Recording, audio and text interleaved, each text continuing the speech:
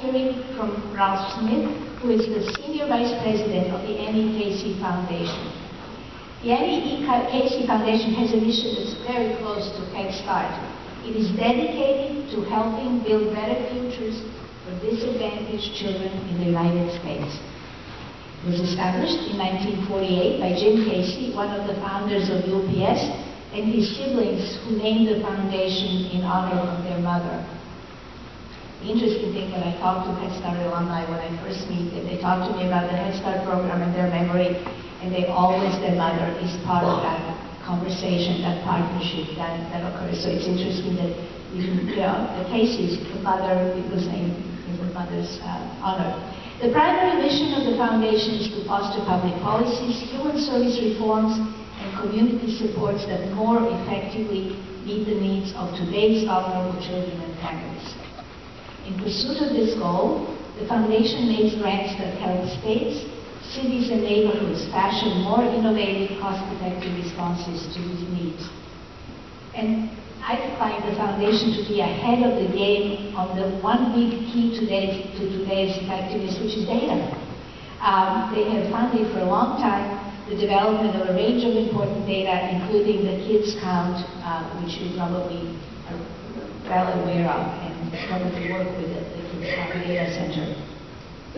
Ralph is the managing director of the Campaign for Grade Level Reading, and you have the materials on your orange things on your tables, which is a nationwide effort to reverse the unacceptably high rates of low-income children in the United States not reading proficiently by the end of 3rd grade.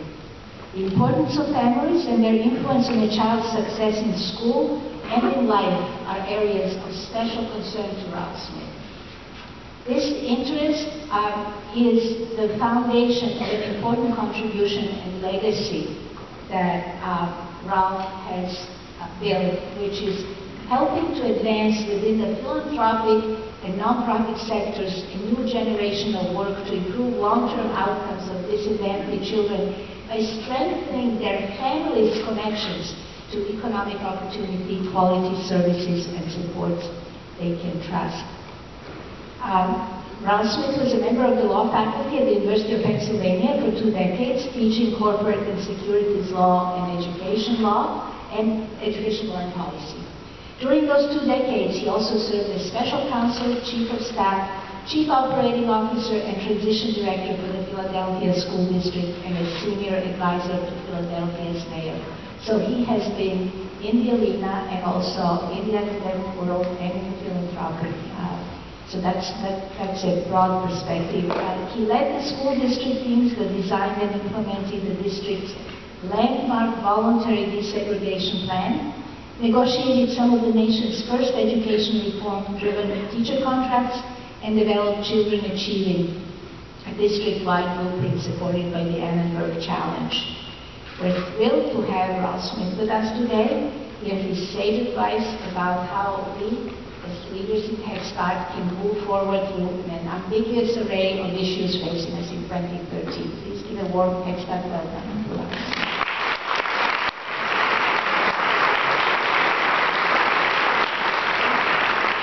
Good afternoon. Good afternoon. I am delighted by that introduction, and in fact, if anybody took notes, I want you to say that. I want to send it home. I'm a great fan of Yasmina, and when she asked me to do this, I immediately said yes, and there was only one condition, and that is unless somehow, my fantasy annually is that I will get to Havana. So I confessed to her that I was saying yes, but the only condition, if this was the weekend or the week I got to Havana, that's the only thing that would keep me away. And she immediately accepted that, knowing that the odds were pretty good. That was the only condition I'd be here. And I am delighted to be here. Delighted to be here because the invitation came from one of the people I have admired from afar for a very long time, and we have a secret we won't tell any of you about that. But I'll tell you I admire the passionate, visionary, clear-eyed, tough-minded leadership. I admire the fact that she sees Head Start not as a program, but as a national commitment, a commitment to each and every child. You know, as a sometimes lawyer and advocate, I really admire tenaciousness. And I really like the fact that she personifies rapid response. I don't think Joe Klein fully expected that article would have as quick a response from yesterday as anything. You know, I was reading the article, next thing I know I'm reading the response. That was real good.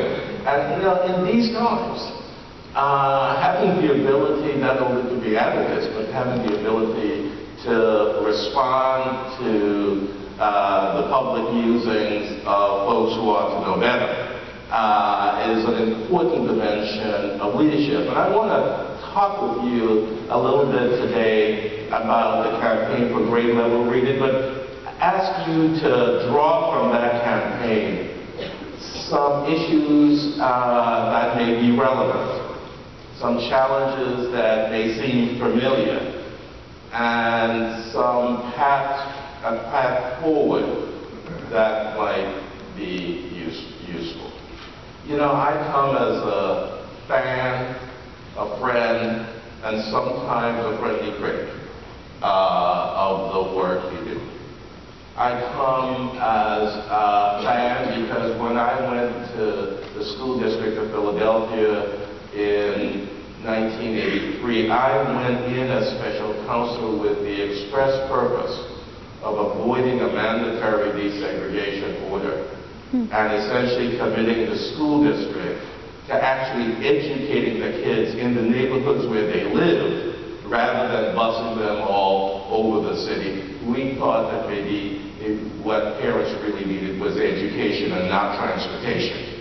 And we succeeded in defeating that. And we, for a while in Philadelphia, had schools that were focused on neighborhood kids and who were outperforming the state. That all seems like ancient history. But I grew to understand about the pivotal role that Head Start programs at that time that were run by the school district and the housing authority and by other agencies in Philadelphia.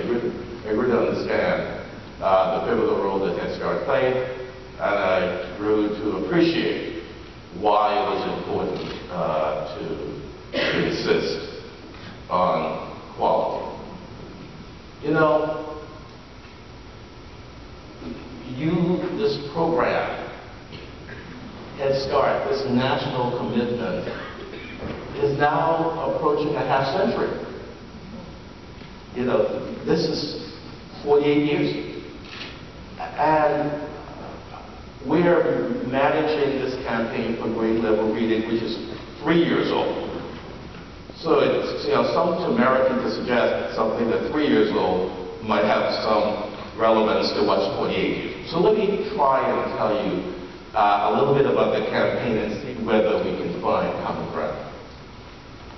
The campaign was launched 3 years ago in a call to action contained in the Kids Count report that raised up what we thought were alarming data. 80% of low-income children in this country were failing to read proficiency by the end of 3rd grade. And that's 8-0. And when we disaggregated the data, we found that that number was low, because when we disaggregated the data, we found that the number ranged above 80% and went as high as 92% for African American boys in high poverty schools. Now, those data are terrifying. They are terrifying because we know from experience, We know from research and common sense tells us that kids who don't read well at the end of third grade are unlikely to graduate from high school. And this is especially true for low-income kids. This is especially true. Now, the researchers will qualify that. And they'll say, you know, it's true that 74% of the kids don't catch up, but there is that 26%. That 26%, they are your kids and my kids. You know, if our kids, and you know, the parents who are here in the room, can tell you, if our kid isn't reading on grade level by the end of third grade, those of us who can afford it, much to the chagrin of that kid is going to have more after-school programming, more tutorials, more summer programming, more Saturday school. We will buy the support our kids need. And it's because we can buy the support our kids need, we don't pay enough attention to it, because those folks who are trapped in neighborhoods, who are trapped in poverty, who don't have the resources, must depend on what schools can provide. And what we know is schools cannot provide and do not provide enough for those kids to catch up. Those kids who are not reading at grade level are on a glide path that will take them to high school dropouts and beyond. Now, you know, sadly and unfortunately, that statistic has come back to haunt a number of us in different ways. And it's been especially troublesome for Head Start programs. And you know, Head Start ought to ask us, wait a minute, who said that we were about third grade? Who said that? And why is it that we're being held liable for that and no one else? I mean, there's got to be, you know, a pushback, and I really appreciate this. I mean, you're pushing back on that issue. But here's the deal. We all should be held accountable for that statistic. And those of us who work in this area, those of you in the room who lead this work and lead these agencies, have got to join that accountability line. Not necessarily because of the Head Start program, but because, in fact, you know better than anyone else that we have to have this national commitment to educating the most vulnerable kids, to educating those kids whose parents don't have enough income to purchase the additional and supplementary services and supports that some of us. You know better than anyone else that we have got to raise our voices in more and different and more effective ways if those kids are going to be served. So here's what we said to when we issued the call to action. We don't want a whole set of new promises. We just want the promises that have been made. We want those promises kept. And we challenge everybody, including ourselves, to do something about it. We launched the campaign for grade level reading. Now, as soon as you say the campaign for grade level reading, folks want to run to schools and want to find somebody to blame. We step back a little bit. We tweak the messaging. We listen really carefully. And if we flash forward to today, instead of 24 or 50 that we thought, we have 124 communities, encompassing 350 school districts, 8 million kids, in 34 states, District of Columbia, Puerto Rico, and the U.S. Virgin Islands, who are now part of the campaign for grade level reading. So, what's that about? How did that happen in 3 years? I think part of it was that folks are tired of the disabling narrative. They're tired of hearing that our politics are broken, partisanship is rampant, we are polarized, and there's gridlock. Nothing can happen. And you know, if you read the papers, listen to talk radio, and look at sometimes what goes on in this city, You can see why that narrative exists. But I think people are tired of that.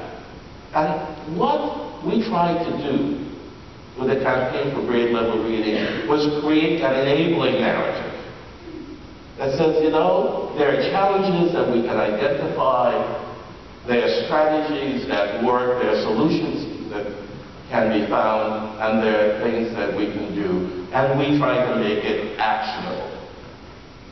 We put a stake in the ground, a stake that people could understand. We said, we want to move at least a dozen states toward the grade level reading, and we want to have a 100% increase in the number of low-income kids who are reading on grade level.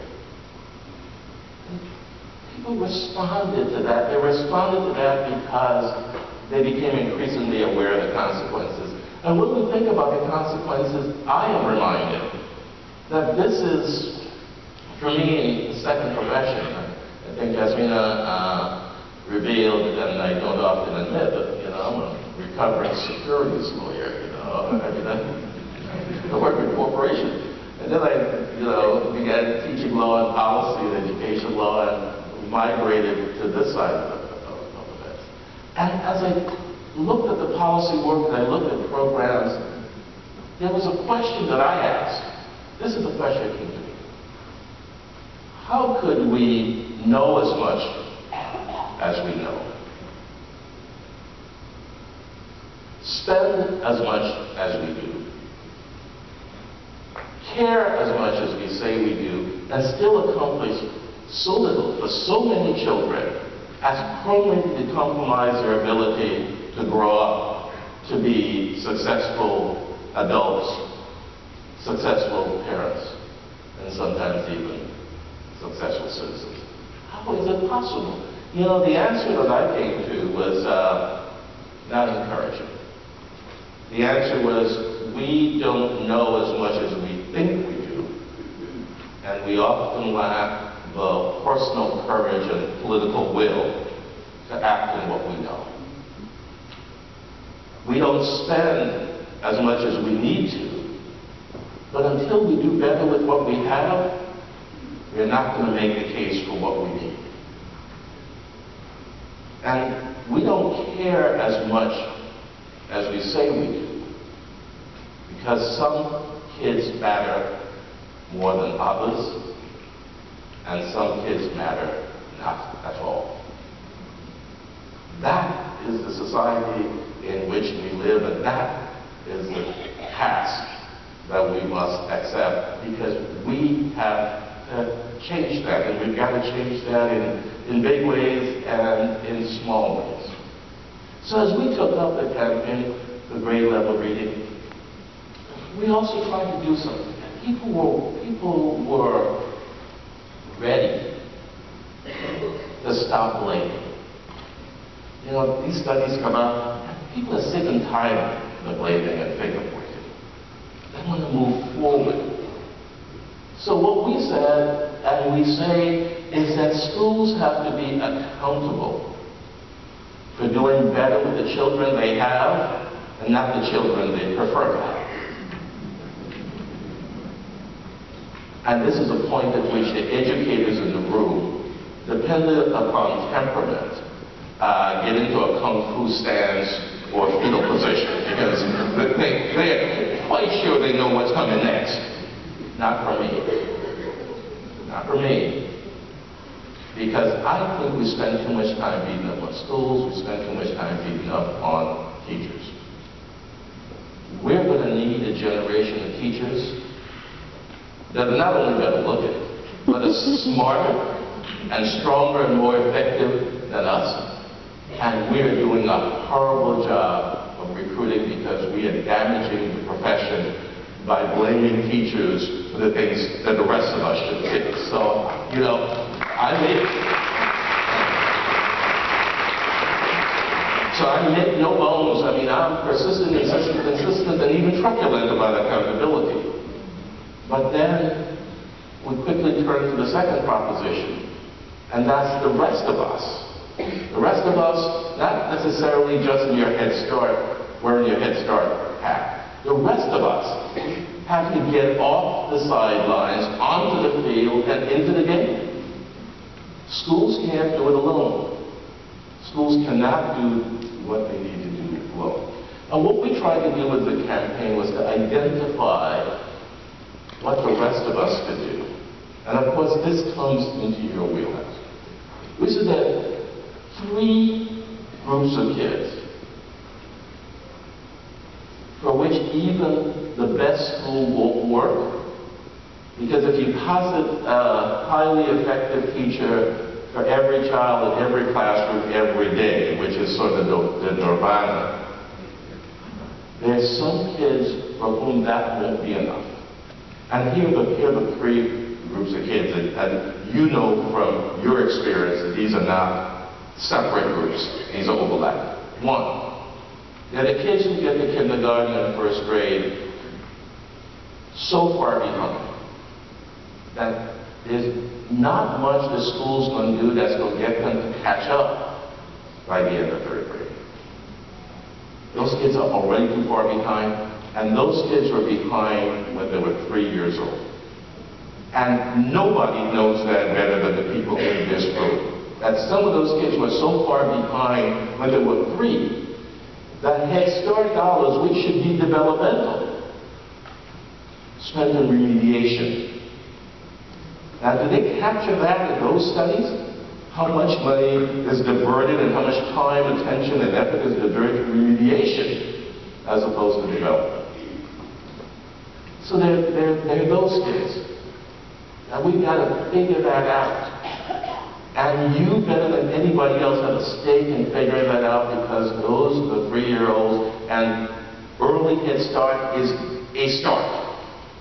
But it is not yet powerful enough to do what we need to do so that kids hit those developmental milestones, come to school, come to you, needing less remediation, and come to school ready for what school has to offer. Group number 2, those are the kids who miss so much school that they fall behind during the school year. In the state of Maryland, 7% of school-age children in the early years, the early grades, miss 20 days. It's more than a month of school. In the city of Baltimore, that number climbs to 17%. In East Baltimore, the number climbs to 27%. 27% of the kids are missing more than a month of school. Now think about this. If time on task means anything at all, the kids who miss a month of kindergarten, a month of 1st grade, a month of 2nd grade, and a month of 3rd grade, how is it possible that that kid's going to be on grade level and reading proficiently by the end of 3rd grade if that kid's family is dependent upon school? And I would bet that you could probably tell us who those kids are. I would bet that you know them by name and by address. If we don't solve that problem, holding schools accountable for doing better might sound good, but it's not going to work.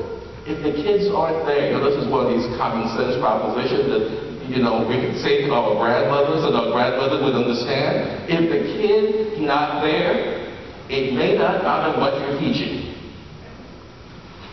3rd, we have known for a century, the research is a century old, that low-income kids lose ground over the summer. We know that. In fact, I bet we had the time when we took a poll.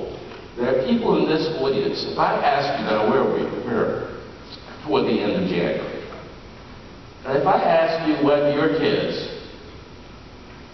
are doing at 2 o'clock in the afternoon on July 9th, you know. Because ever since that kid went out the door after Labor Day, you've been struggling and said, okay, now there's one camp, and then there's a piano lesson, and there's a tennis lesson. Now, I admit some of this is about survival. Some of this is about mental health and all sorts of stuff. Some of this, we don't want these kids running around crazy during the summer. A lot of reasons for that. But we also know that summer is a time of risk, or summer is a time of opportunity. And we're not sitting down saying that summer is a time of vacation for our kids.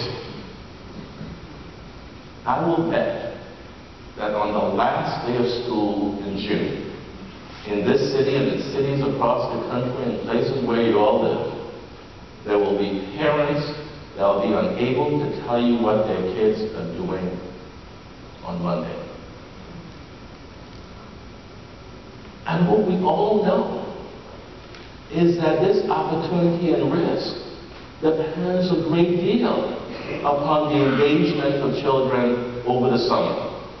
You see, in fact, you campaigned successfully to get a summer component for Head Start. Remember that? Because you know better than anybody else that summer learning loss is real.